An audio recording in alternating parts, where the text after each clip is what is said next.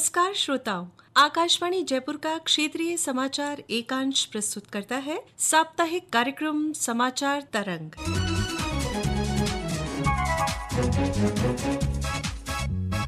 मैं हूं सालेहा और मेरे साथ हैं सुदर्शन। इस अंक में हम बात करेंगे प्रधानमंत्री नरेंद्र मोदी के हाल ही में हुए बीकानेर दौरे की। प्रधानमंत्री श्री मोदी 22 मई को बीकानेर दौरे पर रहे। प्रधानमंत्री नाल हवाई अड्डे पहुंचे। उन्होंने देशनोक स्थित करणी माता मंदिर में दर्शन किए। इसके बाद श्री मोदी ने अमृत भारत स्टेशन योजना के तहत पुनर्विकसित देशनोक स्टेशन का उद्घाटन किया। उन्होंने देशनोक स्टेशन से बीकानेर मुंबई एक्सप्रेस ट्रेन को हरी झंडी दिखाकर रवाना किया। इसके बाद प्रधानमंत्री ने पलाना में जनसभा को संबोधित किया। भारत माता की, भारत माता की, भारत माता की। थाने सगळाने राम राम। श्री मोदी ने देश के 18 राज्यों और केंद्र शासित प्रदेशों के 86 जिलों में 103 पुनर्विकसित अमृत स्टेशनों का वर्चुअल उद्घाटन किया। इन पर करीब 1100 करोड़ रुपए खर्च किए गए हैं। अमृत भारत स्टेशन योजना के तहत देश के 1300 से अधिक स्टेशनों को आधुनिक सुविधाओं से लैस किया गया है। इन स्टेशनों पर यात्री सुविधाओं को बढ़ाने के साथ ही क्षेत्रीय वास्तुकला को भी दर्शाया गया है। प्रधानमंत्री ने 26,000 करोड़ रुपए से अधिक की लागत की कई विकास परियोजनाओं का शिलान्यास, उद्घाटन और लोकार्पण किया। करणी माता के आशीर्वाद से विकसित भारत बनाने का हमारा संकल्प और मजबूत हो रहा है। विकास से जुड़ी 26,000 करोड़ रुपए की परियोजनाओं का यहां शिलान्यास और लोकार्पण हुआ है। मैं इन परियोजनाओं के लिए देशवासियों को, राजस्थान के मेरे भाई बहनों को बहुत बहुत बधाई देता हूं। भारतीय रेलवे परिवहन की जीवन रेखा है। ये रोजाना लाखों लोगों को उनकी मंजिल तक पहुंचाती है। रेलवे अपने नेटवर्क के 100% विद्युतीकरण की ओर अग्रसर है। इससे रेलवे परिचालन अधिक कुशल और पर्यावरण अनुकूल हो रहा है। इसके अनुरूप प्रधानमंत्री श्री मोदी ने चूरू सादुलपुर रेल लाइन की आधारशिला रखी और सूरतगढ़ फलौदी, फुलेरा डेगाना, उदयपुर हिम्मतनगर, फलौदी जैसलमेर और समदड़ी बाड़मेर रेल लाइन विद्युतीकरण कार्य राष्ट्र को समर्पित किया।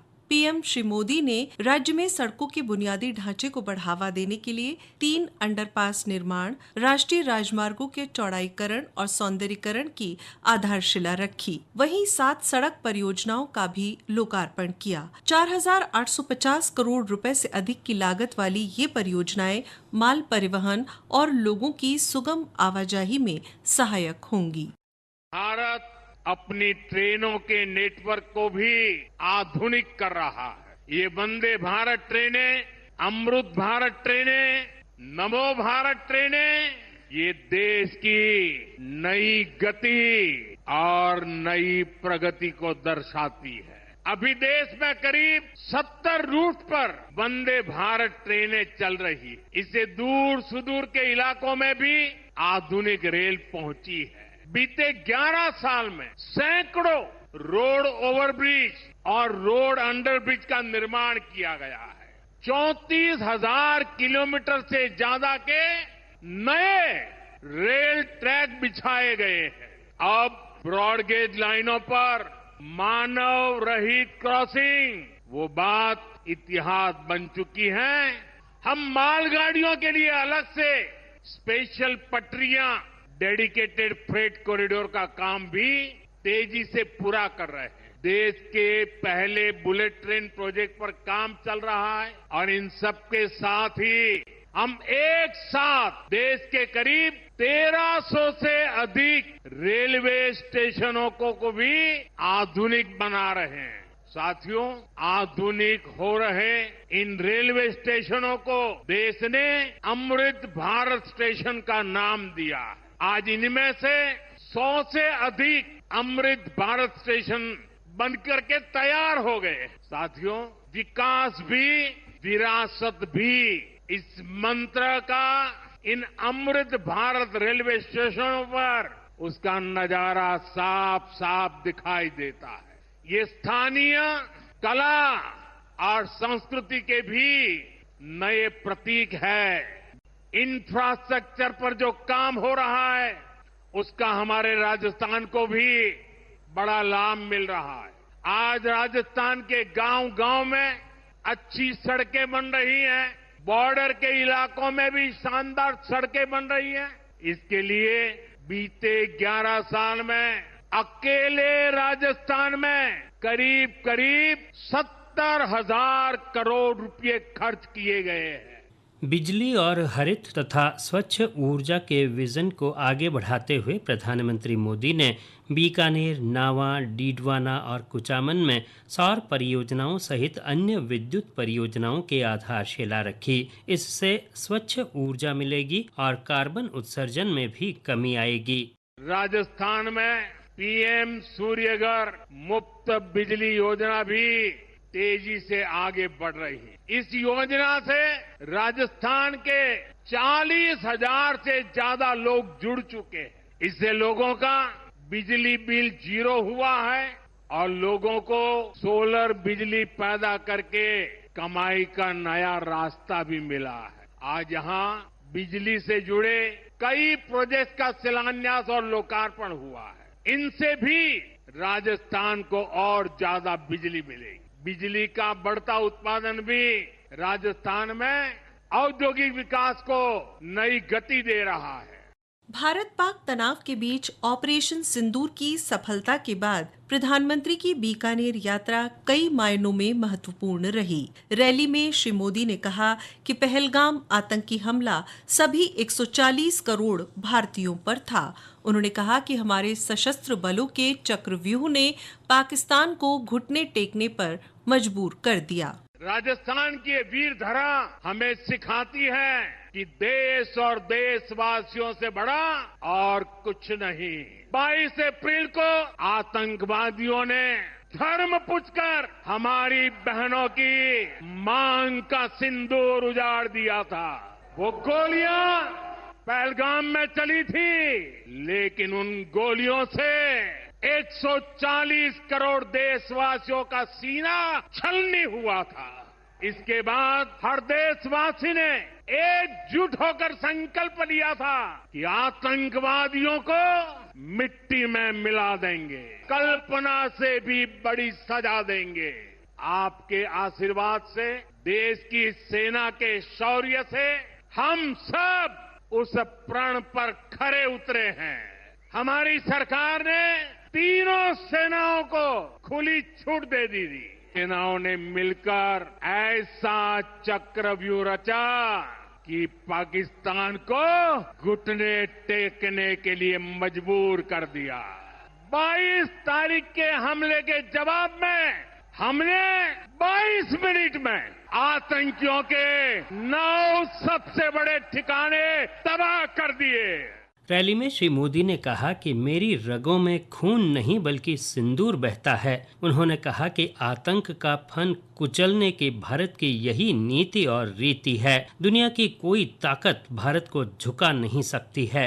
दुनिया ने और देश के दुश्मनों ने भी देख लिया कि जब सिंदूर बारूद बन जाता है तो नतीजा क्या होता है। ये संयोग ही है। 5 साल पहले जब बालाकोट में देश ने एयर स्ट्राइक की थी, उसके बाद मेरी पहली जनसभा राजस्थान में ही सीमा पर हुई थी। वीर भूमि का ही ये तप है कि ऐसा संयोग बन जाता है। इस बार जब ऑपरेशन सिंदूर हुआ तो उसके बाद मेरी पहली जनसभा फिर यहाँ वीर भूमि राजस्थान की सीमा पर बीकानेर में आप सभी के बीच हो रही है। चूरू में एयर स्ट्राइक के बाद मैं आया था, तब मैंने कहा था, सौगंध मुझे इस मिट्टी की, मैं देश नहीं मिटने दूंगा, मैं देश नहीं झुकने दूंगा। आज मैं राजस्थान की धरती से देशवासियों से बड़ी नम्रता के साथ कहना चाहता हूं, जो सिंदूर मिटाने निकले थे उन्हें मिट्टी में मिलाया है। जो हिंदुस्तान का लहू बहाते थे आज कतरे कतरे का हिसाब चुकाया है। जो सोचते थे भारत चुप रहेगा आज वो घरों में डूब के पड़े हैं। ये शोध प्रतिशोध का खेल नहीं, ये न्याय का नया स्वरूप है। ये ऑपरेशन सिंदूर है। ये सिर्फ आक्रोश नहीं है, ये समर्थ भारत का रौद्र रूप है। ये भारत का नया स्वरूप है। आतंक का फन कुचलने की यही नीति है, यही रीति है, यही भारत है, नया भारत है। और अब तो मोदी की नसों में लहू नहीं, गरम सिंदूर बह रहा है। अब भारत ने दो टूक साफ कर दिया है। हर आतंकी हमले की पाकिस्तान को भारी कीमत चुकानी पड़ेगी। प्रधानमंत्री ने कहा कि करनी माता के आशीर्वाद ने विकसित भारत के निर्माण के संकल्प को और मजबूत किया है। करनी माता के आशीर्वाद से विकसित भारत बनाने के लिए आज देश में आधुनिक इंफ्रास्ट्रक्चर बनाने का बहुत बड़ा महायज्ञ चल रहा है। हमारे देश की सड़कें आधुनिक हो, हमारे देश के एयरपोर्ट आधुनिक हो, हमारे यहाँ रेल और रेलवे स्टेशन आधुनिक हो, इसके लिए पिछले 11 साल में अभूतपूर्व गति से काम किया गया है। आप कल्पना कर सकते हैं, इंफ्रास्ट्रक्चर के इन कामों पर देश पहले जितना पैसा खर्च करता था, आज उससे 6 गुना ज्यादा पैसा खर्च कर रहा है। आज भारत में हो रहे इन विकास कार्यों को देखकर दुनिया भी हैरान है। आप उत्तर में जाएंगे तो चिनाब ब्रिज जैसा निर्माण देखकर लोग हैरान हैं। पूर्व की तरफ जाएंगे तो अरुणाचल की सेला टनल, असम का बोगीबिल ब्रिज आपका स्वागत करते हैं। पश्चिम भारत में आएंगे तो मुंबई में समंदर पर बना अटल सेतु नजर आएगा। सुदूर दक्षिण में देखेंगे तो पंबन ब्रिज मिलेगा, जो अपनी तरह का देश का पहला ब्रिज है। पलाना में हुई जनसभा में लोगों का सैलाब उमड़ा। भीषण गर्मी के बावजूद प्रधानमंत्री को सुनने के लिए अपार जनसमूह मौजूद रहा। समाचार तरंग के इस अंक में श्रोताओं अब आपसे लेते हैं विदा। कार्यक्रम का संपादन किया राजेंद्र सिंह डारा ने और प्रस्तुतकर्ता रामनाथ मीना। नमस्कार।